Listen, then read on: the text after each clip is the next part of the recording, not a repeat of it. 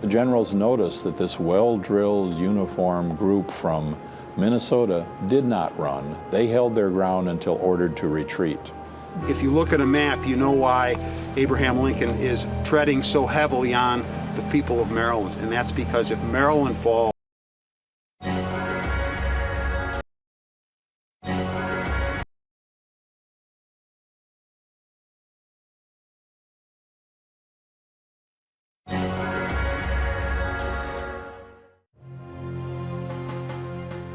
the generals noticed that this well-drilled, uniformed group from Minnesota did not run. They held their ground until ordered to retreat. if you look at a map, you know why Abraham Lincoln is treading so heavily on the people of Maryland, and that's because if Maryland falls, Washington falls.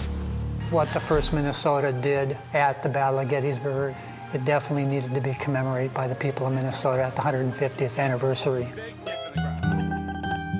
Minnesota and the Civil War Showcase is a Minnesota Partnership co-production of the Minnesota Historical Society, using the power of history to transform lives, and Twin Cities Public Television. Funding has been provided by the Arts and Cultural Heritage Fund, administered by the Minnesota Historical Society. The series of short films are included in this program really are an effort to position Minnesota prominently in some of the key battles and events leading up to and during the American Civil War. We talk about Dred Scott and the debate that was happening about slavery prior to the outbreak of war in 1861. 1861, Minnesota is quick to volunteer troops in the aftermath of the fall of Fort Sumter. Another episode is based in 1862 in the very decisive Battle of Antietam, and what that battle really meant to the state and the country.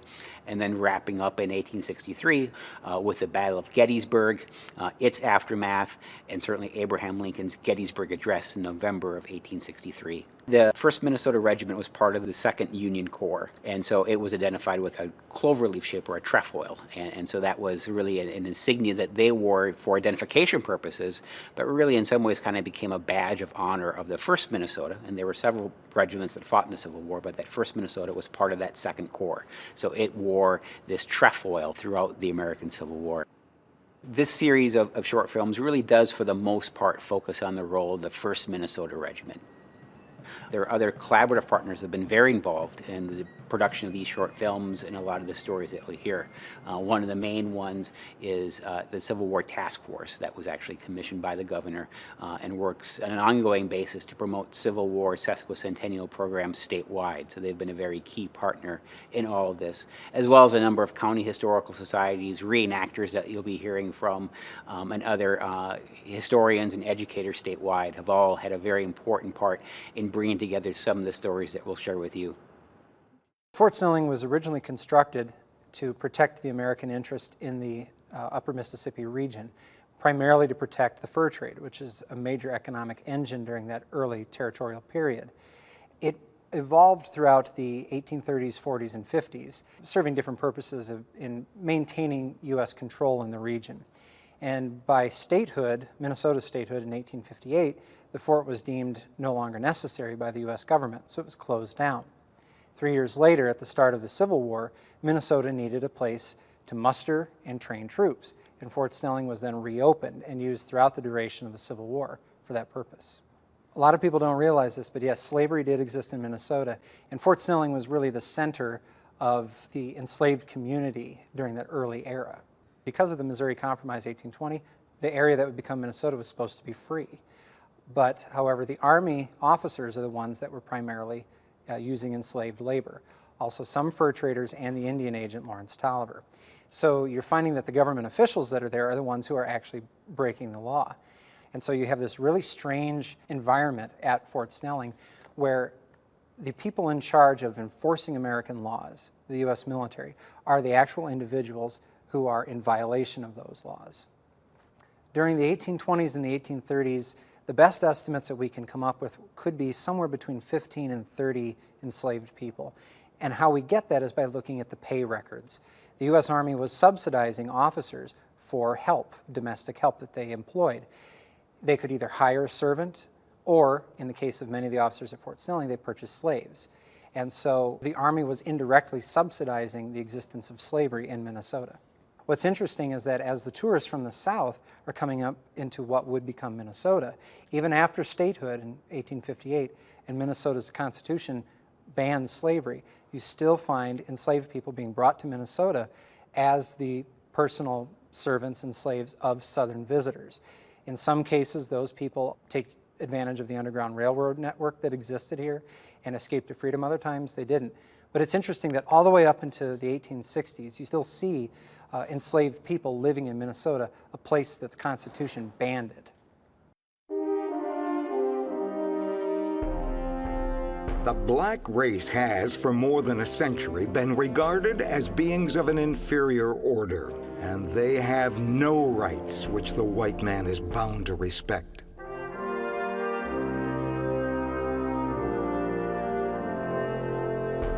Dred Scott's image was that individual who was denied his freedom, that individual who was treated poorly by the courts, that individual whose case the nation had lost. This is a case that split the United States in two. It could never really be healed through conventional means. Dred Scott was born into slavery in Virginia. His long struggle for freedom was one link in a chain of events that would eventually free more than 4 million enslaved people. Purchased in a Missouri slave market by Army Dr. John Emerson, Scott was brought to Fort Snelling in 1836 by way of Fort Armstrong in Illinois. When the frontier moved west, Fort Armstrong was no longer needed, so the entire infantry, including Dr. Emerson, was transferred to Fort Snelling. The slaves in Minnesota were different than the slaves in the South. They made the beds, they made the food, and did the things that the people who were officers couldn't do for themselves. I think we see Dred Scott more as a personal manservant, or like a butler or steward. Anything that Dr. Emerson needed, Dred was going to be taking care of that. But it is a very different culture than Virginia. He may have seen this as the lesser of two evils.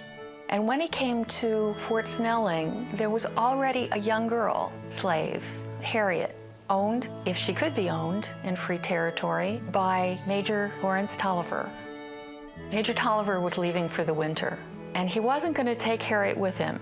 And the way to leave her there was to leave her married to somebody who was going to be within the protection of the fort's walls. Scott and his wife Harriet remained at Fort Snelling until 1840. They first sued for their freedom 6 years later. They were one of at least 300 slaves who had sued for freedom in the St. Louis courts before.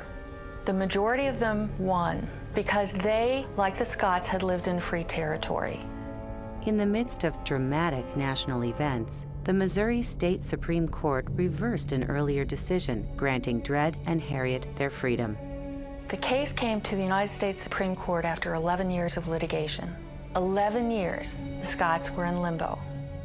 The Scotts based their United States Supreme Court case on their residence in lands that were part of the Old Northwest Territory and the 1820 Missouri Compromise, territory where slavery was prohibited. In their landmark 1857 decision, the court declared that Congress had acted unconstitutionally in passing those enactments. Consider the extent of that. The United States Supreme Court declared that the freedom provision under the Northwest Ordinance was unconstitutional. The Scotts would have no basis to claim their freedom under that. Further, on a technical matter, in order to get a case into federal court, you had to be a citizen of one of the states. The court, in a 7-2 decision, declared that the Scotts were not citizens of any state.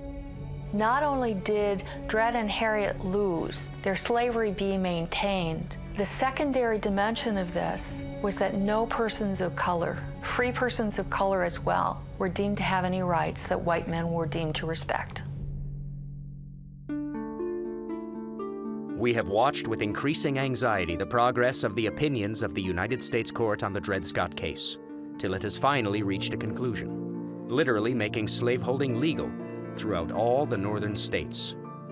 The antipathy that was directed at the United States Supreme Court by newspapers was extraordinarily strong.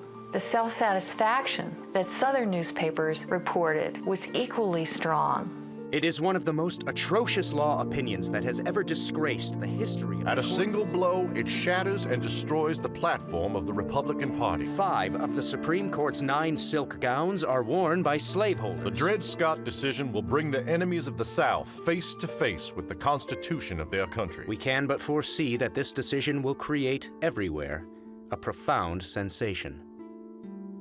This very attempt to blot out forever the hopes of an enslaved people may be one necessary link in the chain of events preparatory to the downfall and complete overthrow of the whole slave system. After the court case, they were still legally considered slaves. Dred and Harriet eventually did acquire their freedom. Dred died as a free man. I'm not sure that the Dred Scott case itself would have caused the Civil War if South Carolina hadn't been primed to secede. Their decision was in part based on Northern reaction to Dred Scott. There couldn't be a legislative compromise because the Supreme Court decision took away congressional power to eliminate slavery. There was no political future short of civil war. Today, Minnesotans can get a glimpse of Fort Snelling as Dred and Harriet Scott experienced it more than 150 years ago. You've just come into a place where 2 of the most famous people who have ever been here at the fort lived, Dred and Harriet Scott. Dred's role is one of an agent of change. He didn't accept his circumstance, nor did his wife. They sought change not only for themselves, but for their future generations.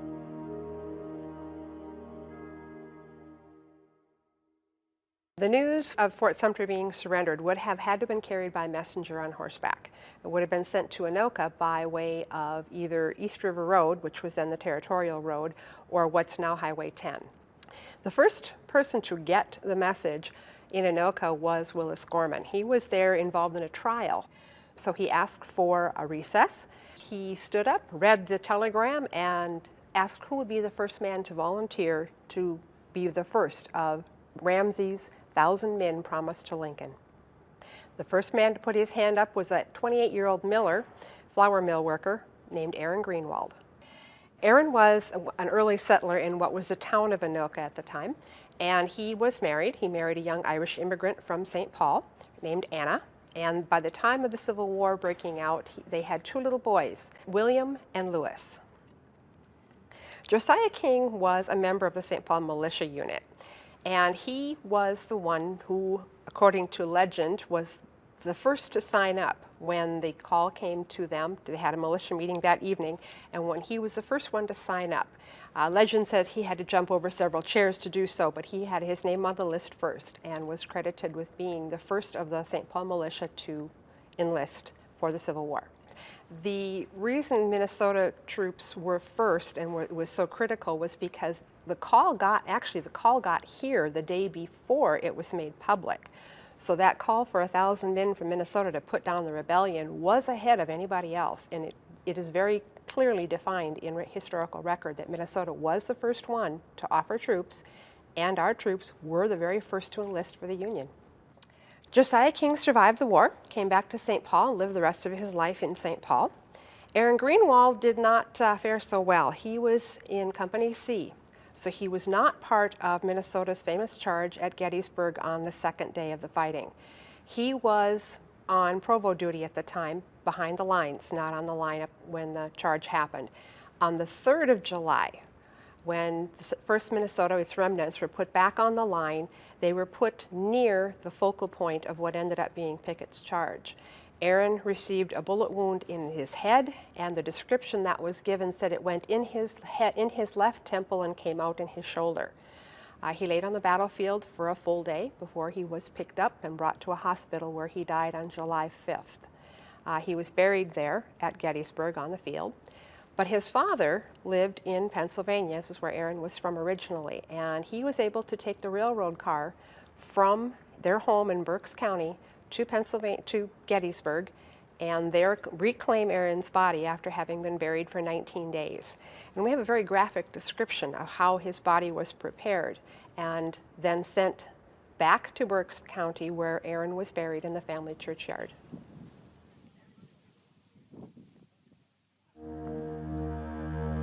In your hands, my dissatisfied fellow countrymen, and not in mine, is the momentous issue of civil war. You can have no conflict without being yourselves the aggressors.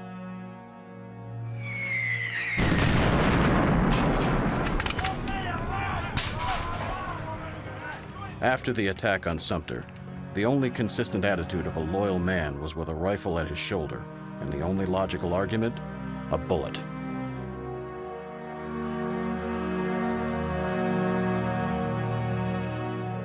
Just weeks after President Lincoln's first inaugural address, in which he tried to reassure the North and reach out to the southern states who had seceded following his election, Fort Sumter, a federal fort in the seceded state of South Carolina, was shelled by the Confederacy and surrendered on April 13, 1861. Minnesota Governor Alexander Ramsey, who happened to be in the nation's capital at this pivotal moment, promptly called on Secretary of War Simon Cameron. Minnesota would have the distinction of being the first state to volunteer troops to the Union Army. He went right away to see Secretary Cameron. I'm here on behalf of the state of Minnesota, and I'm offering troops, tendering 1,000 troops. That's when Cameron told him, well, I'm on my way to see President Lincoln, write it down. As the executive of the state of Minnesota, I hereby tender to the government of the United States, on the part of that state, 1,000 men, to be ready for service so soon as the necessary information can be communicated to the people there. So I think he understood that he had to be in that right place at the right time, capitalizing on the fact he did happen to be out there. I think he really understood what the next few weeks were going to be, and we needed to know what states could be counted on and what troops could already be counted on going to that federal cause. While events were unfolding quickly in the nation's capital, Minnesotans were called together in communities across the young state. The men from Faribault met at the Metropolitan Hotel, all signed up, and then headed to Fort Snelling, and most seemed to be going by wagons. In Stillwater, they met at the Armory. They were hauled in lumber wagons to Fort Snelling. The people in Winona met at the Sanborn Hall, where they had their militia practices. They actually went by boat upriver, because there were no railroads in Minnesota at the start of the Civil War. But they all met at Fort Snelling. They may not have come from the very well-known states like Pennsylvania and New York, but this was going to be their way of showing their patriotism to the Union. Because initially they were called up for just 90 days. The men here who received the word thought, well, this will be somewhat of an adventure. We'll be home in time for the fall harvest. We'll go show these Southerners what's going on. In about 2 weeks, the government figured out that they were going to need more than 90 days. They asked the men to re-enlist for a period of 3 years, or the duration of the war. Ramsey knew that Minnesota was ill-equipped to fight. I ask whether you would feel justified in saying that the reasonable expenses that may be involved will be furnished by the general government. As men gathered at Fort Snelling, there were no arms or accoutrements. In lieu of uniforms, the men were issued red shirts and black pants. They marched out the doors of Fort Snelling and down to the wharf underneath the bluff of the fort, where they boarded the War Eagle and the Northern Belle. They went down to La Crosse and Prairie du Chien. There they boarded trains and headed east. Residents of Chicago took note of the impressive 1st Regiment of Minnesota Volunteer Infantry. The Chicago Tribune reported, "There are few regiments that can compare in brawn and muscle with these Minnesotians. They are unquestionably the finest body of troops that has yet appeared in our streets." Early on, the lore of the men from the 1st Minnesota begins with this comment from the Chicago Tribune. The war evolved from being an adventure to being serious business very quickly at the Battle of Bull Run. That was the battle where they realized this is not going to be a lark. This is going to take a while. I just saw a lot of my friends die. The generals noticed that this well-drilled, uniformed group from Minnesota did not run. They held their ground until ordered to retreat. That began the reputation of the 1st Minnesota with the generals knowing that this was a unit that they could count on. Battle after battle, the North was not the victor. Antietam was a very wearing battle on everybody. Then Gettysburg comes along in 1863, and the tide turns. The Union is saved at that battle, and from then on, the Union starts winning. And that's where the 1st Minnesota made their most famous charge, of course. The men really cohesed as a unit. They always stayed together, they never lost faith, and they always took care of each other. 150 years later, Minnesotans, courtesy of the National Archives and Records Administration, had the chance to read Ramsey's letter for themselves. I think the letter really did help put Minnesota on the map. It showed that we were a state willing to make sacrifices, and any battle that any of the Minnesota regiments took part in, they definitely showed their valor. Very respectfully, your obedient servant, Alexander Ramsey.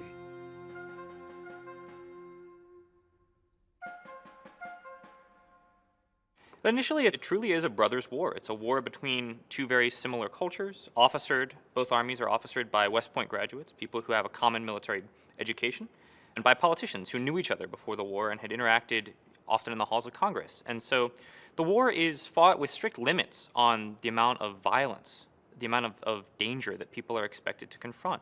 On the battlefield, you might expect to have a brief, sharp engagement between rival regiments or artillery batteries, but then people will take care of soldiers on the other side if they're wounded, or respect the rules of war, I suppose, respect strict limits on when it's appropriate to apply violence. And certainly war against civilians, and that includes both civilians directly and their property in the form of slaves, is strictly off limits at the beginning of the war. So it's a war with very clearly understood boundaries for the first couple of years. That begins to change right around the Battle of Antietam. Antietam is somewhat of a watershed moment in the Civil War, not only because it has major political ramifications, but it changes the way both sides, and especially the Union, look at the war.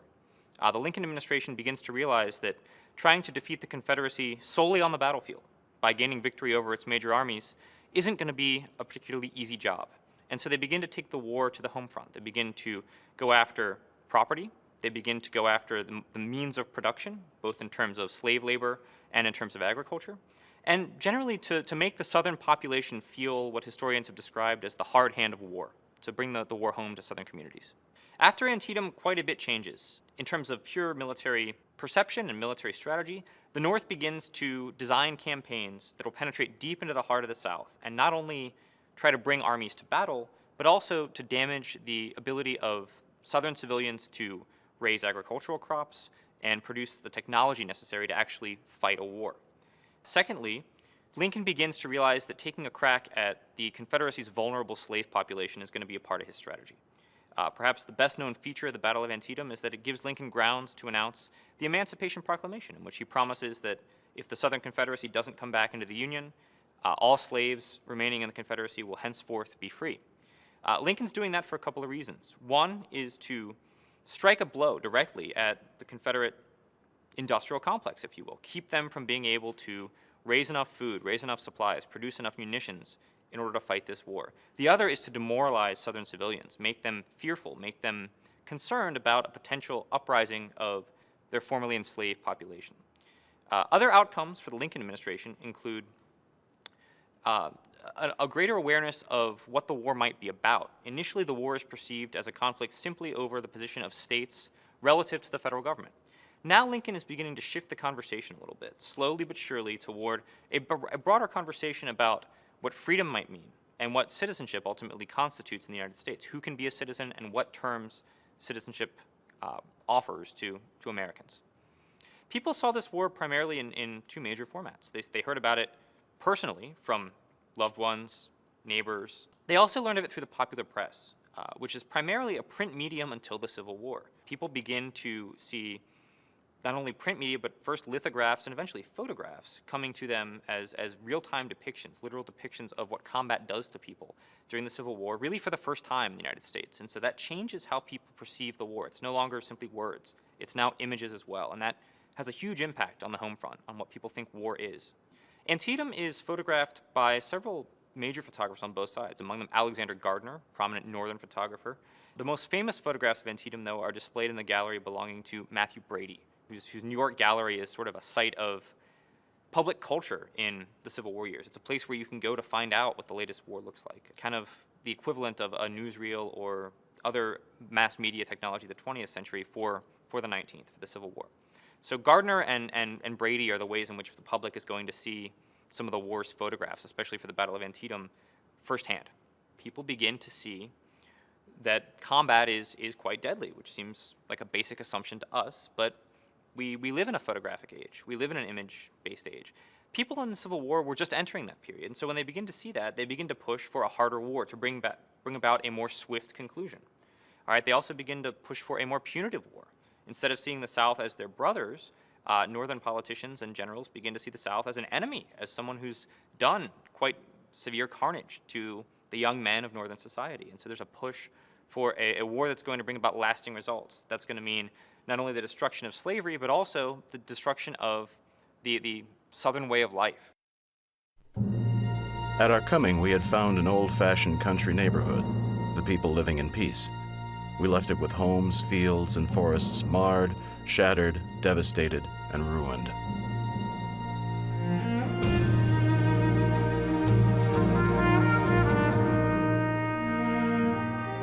More than 400 Minnesotans fought at the Battle of Antietam near Sharpsburg, Maryland on September 17, 1862, the bloodiest single day of any war in American history.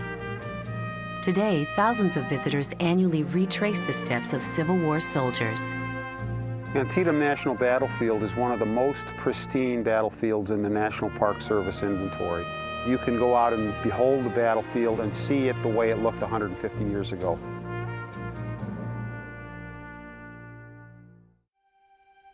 "18 months into the Civil War, this is the first time Confederate forces invade the North. Farms and factories in the South have been badly damaged, and Lee desperately needs to resupply his army. The Confederates have established a 1,000-mile front from Chesapeake Bay to the Mississippi River. If Lee plays his cards right, Maryland could become a star on the Confederate flag. President Lincoln leaves nothing to chance. He has suspended the writ of habeas corpus, meaning that criminal suspects can be held without being charged, and prevented the state's legislature from meeting. Looking backwards over our shoulders, he's the great emancipator. But if you look at a map, you know why Abraham Lincoln is treading so heavily on the people of Maryland. And that's because if Maryland falls, Washington falls. The 1st Minnesota Volunteer Infantry is part of the 2nd Corps. Under the command of Colonel Alfred Sully, it is organized into 10 companies, along with the 2nd Minnesota Sharpshooters. Minnesotans had been the first to volunteer for the Union Army, and by now, they are battle-tested. Up early the morning of September 17, 1862, they will cross Antietam Creek, a cornfield, and a major crossroads before encountering the Confederates in the West Woods. The 1st Minnesota Infantry is moving closer and closer to the fight. Now they emerge on what would have been an awesome, bloody scene on the morning of the battle. The dead and wounded lay thick, many begging us for a drink of water, others telling us not to tread on them. And it was difficult to march over the ground without stepping on some man. In the space of 4 hours in this field here, 8,000 casualties. We're at the western edge of the cornfield. The regiment is still in a line moving towards the West Woods. They're going to hit the Hagerstown Pike. This is one of the most famous fences in the Civil War. There's many pictures by Alexander Gardner of the Louisiana soldiers tangled up in this fence. Sully finally leads the regiment into the West Woods. It is about this time that Lee's reserves began to hit the 1st Minnesota hard, and the men began to fall in the Confederate fire. The man to my right gave a quick "oh" and dropped his hands onto the part of his body that had been hit. But dropping his gun, he was able to limp to the rear, and a splinter from the rail of my fence, hitting me in the face, said, "You're next." The West Woods was the furthest advance for the 1st Minnesota before the order to retreat and regroup. They're retreating through these series of rock ledges and fences back towards the North Woods part of the battlefield. When we were only about halfway up the slight rise of ground over which we were retreating, Sully gave the order to face and fire, with the result that a solid volley from about 300 muskets poured into the following enemy and caused a quite appreciable check to their oncoming. The single day's battle resulted in more than 23,000 casualties, with heavy losses on both sides. If the horrors of war cannot be seen on this battlefield, they can't be seen anywhere. Charlie Goddard spoke for thousands of men who fought at this place. The 1st Minnesota brought 435 men to this battlefield. 17 were killed, 79 were wounded, and 24 were missing. That's over 1 in 4 men who never made it out of here intact. At a terrific cost, Lee's invasion of the North had failed. His army retreated to southern soil. After waiting months for a Union victory, Lincoln used the opportunity to issue a preliminary version of the Emancipation Proclamation on September 22, 1862. 150 years later, Minnesotans continue to remember the men who fought at Antietam. Edmund St. Pierre enlisted as a private on September 30th, 1861. He was killed in the cornfield. We have to, as the citizens of our state, do everything that we can to make sure that we're preserving these grave sites and gravestones so future generations can be reminded, can remember, and then they can interpret this for themselves. When we talk about decisive battles and turning points in the war, Antietam was near the top of the list, because for the first time, freedom becomes an objective of the war.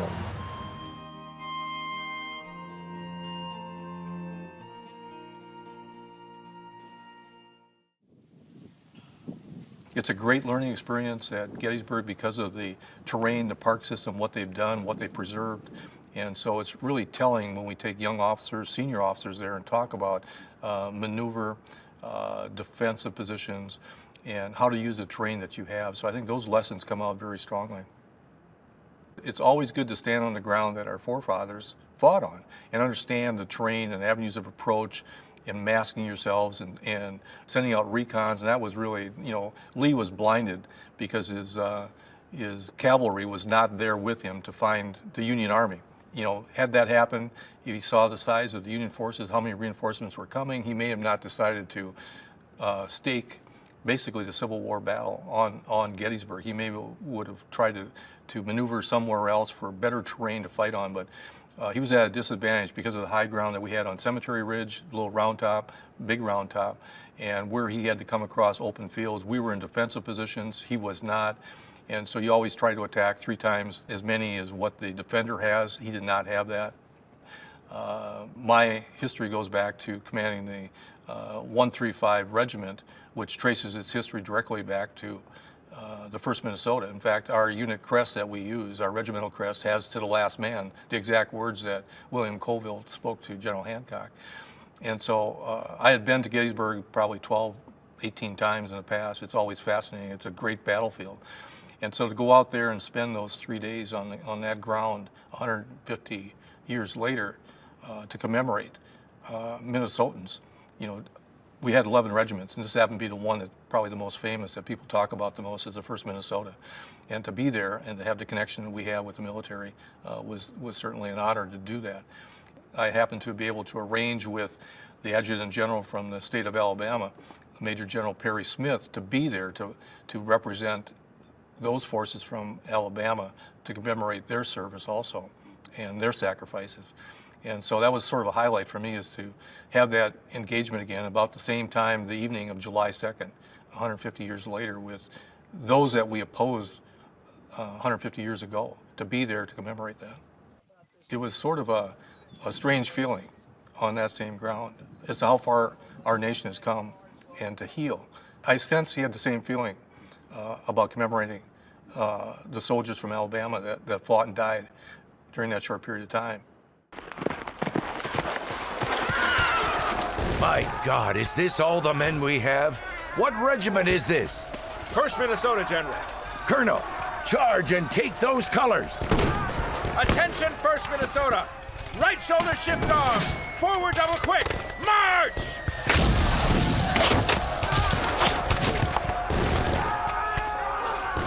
Every man realized in an instant what Hancock's order meant. Death or wounds to us all.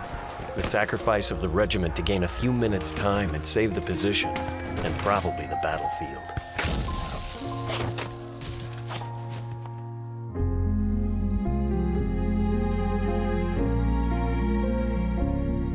For Robert E. Lee, this was it. Lee knew that invading the North, this was how he was going to win the war for the Confederacy. The United States of America is at stake. Minnesota's Civil War Commemoration Task Force was created by executive order of Governor Mark Dayton. Chaired by Secretary of State Mark Ritchie and Representative Dean Erdahl, the task force led a delegation of Minnesotans to Gettysburg, Pennsylvania, to commemorate the 150th anniversary of the three-day battle.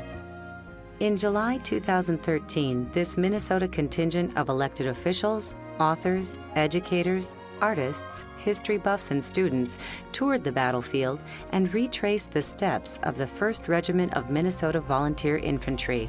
From Wheaton, from Sauk Rapids, from Owatonna, from Rochester, from Duluth, from, of course, Minneapolis and St. Paul. What the 1st Minnesota did at the Battle of Gettysburg, it definitely needed to be commemorated by the people of Minnesota at the 150th anniversary. All right, then there's the space where Lee is. I got a call from Daryl Sanis to guide the Minnesota Task Force around Gettysburg over the 150th anniversary. I was just honored to do that. It was great. The battle was Robert E. Lee's second and final invasion of the North. The Battle of Gettysburg is called a meeting engagement, where both sides kind of accidentally on purpose run into each other. It seems inevitable that they would end up at Gettysburg, because Gettysburg is just about 8 or 9 miles north of the Maryland line. 10 roads lead to the town. It's like the spokes on a wheel. South of the town at Gettysburg is where the higher ground is. The famous places, Cemetery Hill, Culp's Hill, Little Round Top. Once the Union Army gets that high ground, they're able to build that fishhook battle line, the upside down, backwards J. To the west of Gettysburg is a series of rolling hills where the Confederates come in on. On July 1st, 1863, the storied cupola of the Lutheran Seminary, just west of town, served as the best vantage point to observe the converging Union and Confederate troops that would soon number more than 160,000. Closed to the public for many years, it reopened on July 1st, 2013. Very special to go up and see the view that those officers could see 150 years ago. On July 2nd, General Dan Sickles moves forward out of the Union fishhook battle line that General Meade has created. And by moving forward, he opens up a gap in the Union line. From that point on, General Hancock and General Meade are throwing reinforcements as fast as they can to fill that mile-long gap in the line. Great confusion on the field, and Hancock rides over to the Minnesota boys. Union General Winfield Hancock ordered Colonel William Colville of Red Wing to lead his Minnesota regiment into Confederate forces from Alabama that outnumbered them more than 5 to 1. If men ever become devils, that was one of the times. We were crazy with the excitement of the fight. We just rushed in like wild beasts. They got down in that valley of Plum Run. Certainly they were losing men as they went. They were taking fire. They maintained the best line they could, went right into the rebels and sacrificed themselves. Only veterans could do that. I think this temporary check we gave the enemy was of the utmost importance. For as soon as they had formed, they would have pushed forward. They would have immediately captured a battery and probably broken through our lines. The Minnesota boys were able to hold them off for 15 minutes, long enough to get reinforcements and to plug that gap in the line. Of the 262 men under Colville's command, only 47 answered the initial roll call later that evening. 150 years later, Minnesotans retraced the steps of this charge down to Plum Run and into enemy fire. What remained of the Minnesota Regiment had to repel Pickett's charge on July 3rd. Pickett's charge is Lee's final attempt to destroy the Union Army. Lee believes that after he sends these 12,000 to 13,000 men over, that the Union Army is going to break and run, and he's going to win the war. Minnesota men found themselves right smack in the middle of Pickett's charge, the place where you really don't want to be. They're beat up, but they're not beaten, and they're going to make a tremendous stand. Men swore and cursed and struggled and fought, kicked and yelled and hurrahed. Robert E. Lee's desperate move failed. His army decimated. He retreated on July 4th. His wagon train of wounded stretched for 17 miles. It was the last major engagement for what remained of the 1st Minnesota Regiment. Let's move over to the Minnesota urn. There was a gentle rain when we got to that urn right in the cemetery. It was placed by the survivors of the 1st Minnesota just a couple years after the war. The students placing the 1st Minnesota flags on every one of the markers. That's the biggest takeaway that I'll have. The task force trip to Gettysburg was an opportunity to remember and reflect on how far we have come. Gettysburg is part of the American psyche. Part of being a citizen of the United States is knowing a little bit of something that happened at Gettysburg. This is important to our nation. Foes in 1863, Minnesota and Alabama troops this time met as friends on the site of the July 2nd battle. If it wasn't for the 1st Minnesota, we wouldn't be standing here as citizens of the United States of America.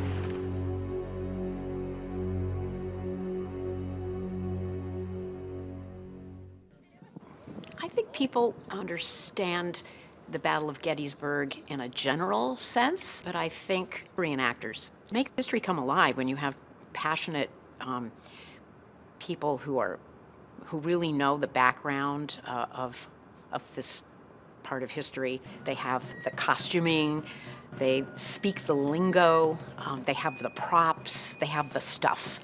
And there's nothing more exciting than being around people like that that take you back in time. Do you understand? They create this ambiance and this mood that you just can't capture without them. Arn is a sergeant, and there's nobody like him. He is the most unique gentleman. We are so lucky to have him in the Twin Cities. He's such a resource for the Civil War. And he is so energetic, he's so passionate, and he has so many great props. And one of the things that he does so well is mustering troops. Good enough. So he takes kids, grandparents, people of all ages and stripes, and lines them up and musters them into working infantry. And people just really get into it. Troops today, I need to warn you, sir, these are very green troops. I know. They just fell in. He drilled them with muskets and scared the heck out of them. You cannot learn that in a textbook. And that's what's great about reenactors, is that it's not textbook learning. It's learning environmentally. It's compelling and so much fun. The 1st Minnesota Regiment, I feel close to them in a way that many people who only read about it or watch it on a film will never know, because I've actually been outside dressed like they are. I've slept under a piece of canvas and gotten wet like they did. I've been in the smoky battle lines, unable to hear people next to me, so it creates that illusion, that perspective that allows me to connect deeper to them. And one of my life goals is to make sure that their service and their sacrifice is not forgotten by the modern audience.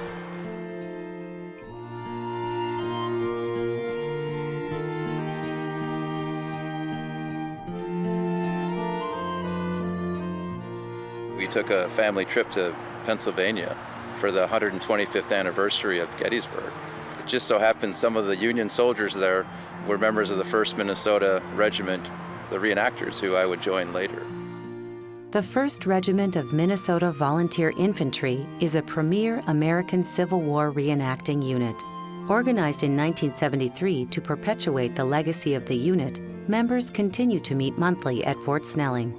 Like several Minnesota reenactment groups, the members strive to accurately recreate a typical Civil War company and participate in camps, services, and educational programs for the benefit of audiences statewide.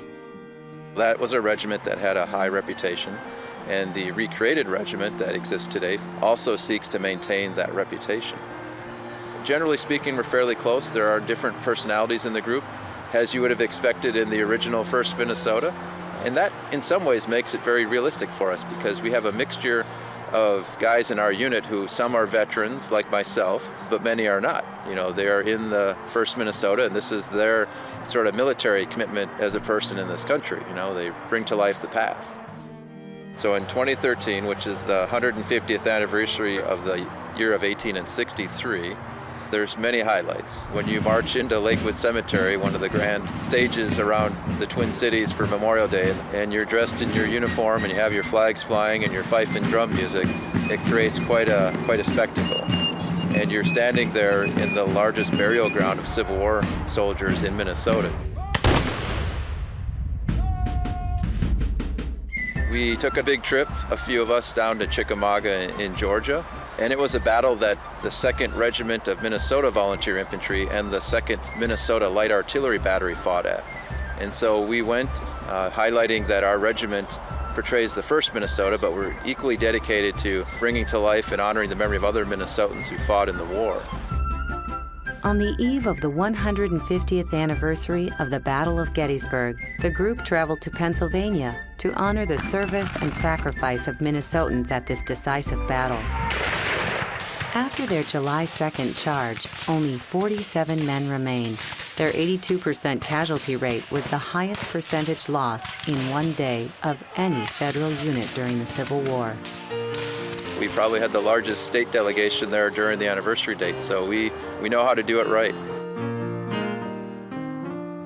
Mine eyes have seen the glory of the coming of the Lord. While we were out in Gettysburg, the members who came back joined the Minnesota Historical Society for the July 2nd event. Hundreds of Minnesotans joined reenactors and vocalist Robert Robinson at the Minnesota History Center for an evening of music to remember the state's Civil War soldiers, including Josias King, whose service is memorialized with a statue across the street. Glory, glory, hallelujah.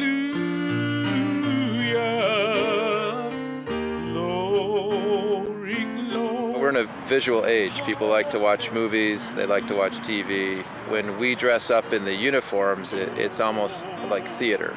So that right there is very visual. They like to see movement. And so that makes it more real. As he died to make men holy, let us live to make men free. People still care about the history of the American Civil War. We've seen it here in Minnesota. Certainly we saw it in Pennsylvania, saw it at Chickamauga in Georgia, that there are still many people who care about this history and understand that it is important to remember it, and it does have an impact even to this day, the issues that were fought over, the sacrifices that were made. We staged a photograph in front of the monument where the charge occurred. It was after that, a few days later, when the image was presented to me, it happened to be that there were 47 of us, which is the exact same number of men in the 1st Minnesota who answered the roll call after the charge of July the 2nd.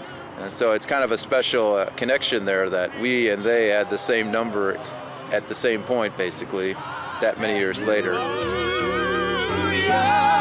His truth is mine.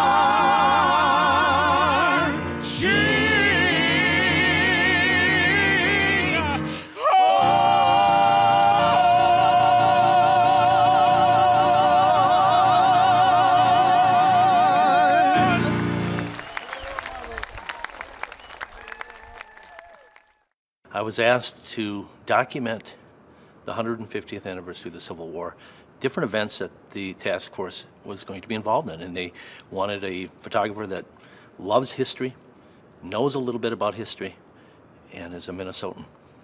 I'm documenting as many of the old Civil War monuments that have been erected around the state of Minnesota and created a database of these images that we in Minnesota should all know about. But unfortunately, a lot of us don't know.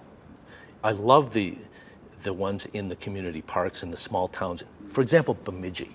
They have a wonderful dedicated monument to the Civil War veterans from northern Minnesota.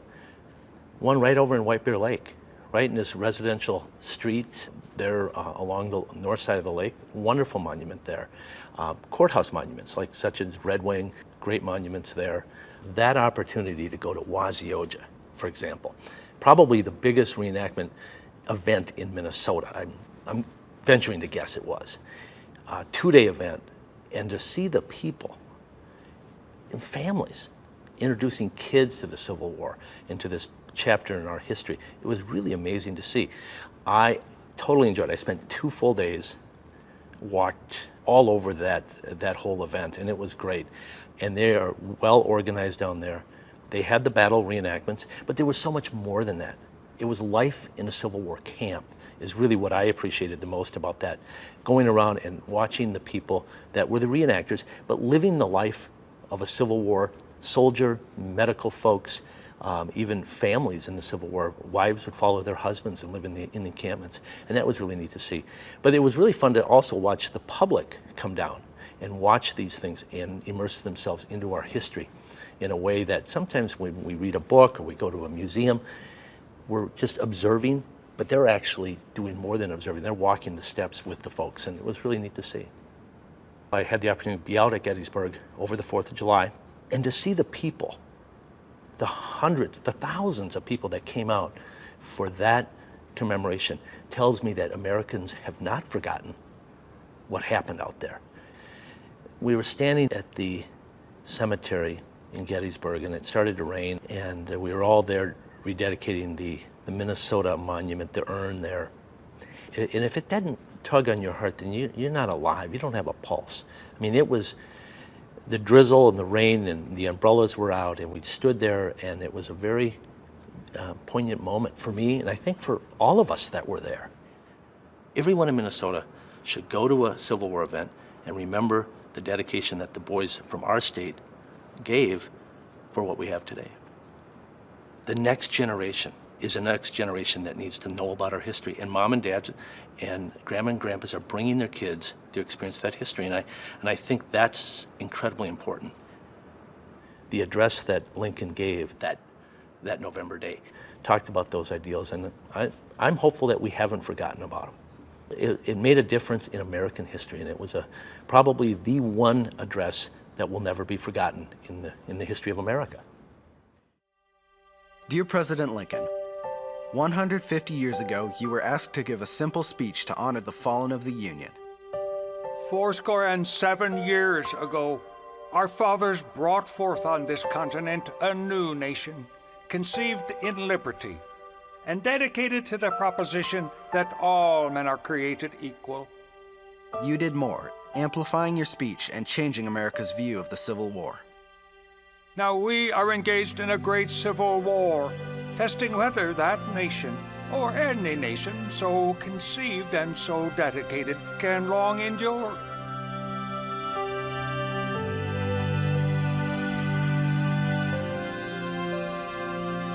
In 2013, Minnesota students were invited to offer a reply to President Lincoln's Gettysburg Address. Based on his essay, Joshua Hamill of Rochester was one of several students invited to travel to Pennsylvania as part of the Minnesota contingent for the 150th anniversary of the Battle of Gettysburg. The point of the Dear President Lincoln contest was to write an essay in 300 or fewer words, a response to President Lincoln's Gettysburg Address, describing how his address had impacted the nation. With broad perspective, you defined the vast conflict within this country not as a sectional conflict, but as a test of democracy that would change the course of history. The world will little note nor long remember what we say here, but it can never forget what they did here. You personally helped permanently free all American slaves, and freedom marched onwards even after your death. This nation is an ongoing test. Sometimes we have blundered, but we have not fallen. We, here, highly resolve that these dead shall not have died in vain, that this nation under God shall have a new birth of freedom, and that government of the people, by the people, for the people, shall not perish from the earth. I deeply hope that my generation will have the courage and conviction needed to uphold this government in the tests to come.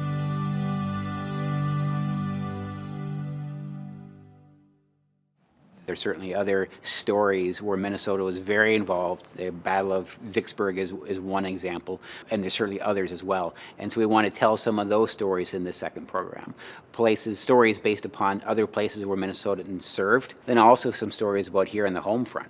How was farming affected? How was the state affected? A state that was really charged with feeding some of the Union Army, while at the same time taking away many of the farmers that were now enlisting in the military and the Army itself. Telling those stories of the home front. The website of the Minnesota Historical Society is packed with a lot of good information that people can access from a collections perspective and point of view, as well as other short films and lectures that have been convened by the Historical Society in the last year. So that website, mnhs.org, is the best way for people to really gain a lot of different perspectives on the Civil War.